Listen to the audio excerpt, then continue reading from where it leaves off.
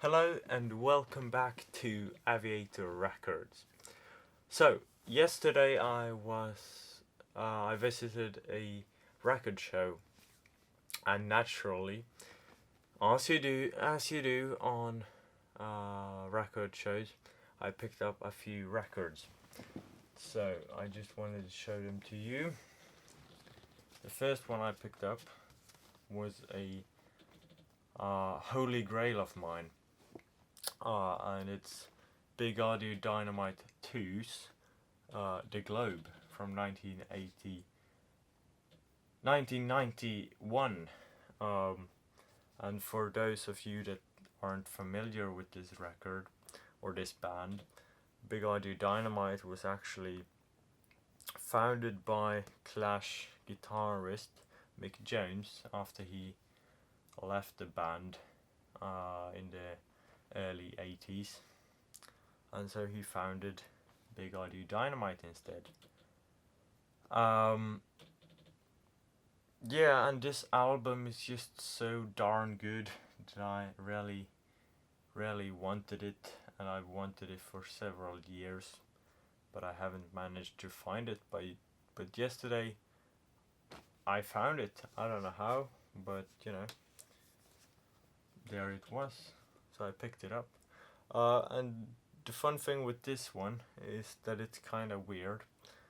So it's actually printed upside down, and the opening is at the bottom. So yeah, makes it a bit weird, but there it is. And it's got some really good songs on here. So side A opens with Rush, which was one of the band's biggest singles. And then you got Can't Wait, which is actually a live recording. And then you got I Don't Know, which is also great. And then you got The Globe, which is probably my favorite track on here. Got some hip hop stuff, got all kinds of crazy stuff on there. And then side A closes with Innocent Child, which is just such a beautiful song. If you haven't heard it, go listen to it. I tell you, you never thought the Clash or Mick Jones could be this fragile and beautiful, but there he is, with this amazing song. And then side A, you've got Green Grass, which is a great song. Kool Aid, which uses some sampling from Kraftwerk. In My Dreams, When the Time Comes, which is a great song.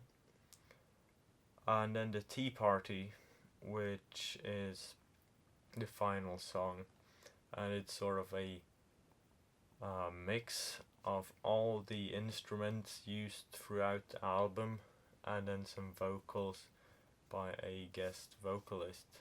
So yeah, this album is really a masterpiece, a post-Clash masterpiece, and I'm very glad that I found it. It's got a very good atmosphere to it, some great 90s instruments, great vocals, the lyrics are fine, it's just beautiful. And then I also picked up a Swedish record, obviously, because I live in Sweden, and it's this one, Imperiet, and this is a mini album, so it's got 6 tracks on here. I love all of them, but my favorite is probably Kickar or Kriget med mig själv. So a very strong alternative rock album, or mini album, I guess. So yeah, very glad to have that one. And then the last record that I picked up is this one, Fresh Fruit for Rotting Vegetables by Dead Kennedys. It's my first hardcore punk record. I love punk rock, like The Clash and Sex Pistols and stuff. But I haven't really gotten into hardcore because I thought it was a bit too aggressive for me. But actually, this record I had only heard like the big tracks from here, like Holiday in Cambodia and California Iberalis. But I saw this and I was like, I gotta have this one. I love this album cover that I used. And the back is also hilarious. They just stole a picture from another band and put their logo on there. So, yeah, beautiful artwork. And the music is obviously very early hardcore, but it's still very hard, aggressive, but fun. The songwriting is great, the lyrics are great.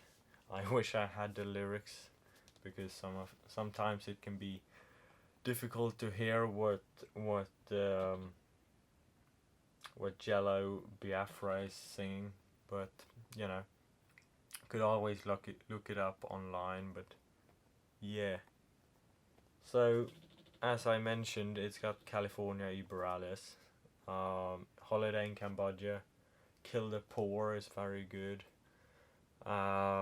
Let's Lynch the Landlord, Chemical Warfare.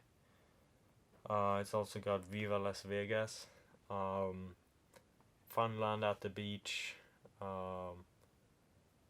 Forward to Death, When You Get Drafted. A bunch of songs on here, and it's all killer, no filler. I'm sorry. So yeah, this album has turned me into a hardcore fan. Hopefully, I've only listened to it like 2 times, so we'll see. But it's definitely growing on me. I thought I wouldn't like it, but sometimes you buy stuff and then turns out they're really great. And the last thing that I just want to show you is a DVD that I picked up, and it's this one, Wonderfalls, which is a TV series from 2004 on Fox, and it's about this girl who lives in a trailer park and works, in a store at the Niagara Falls. And one day these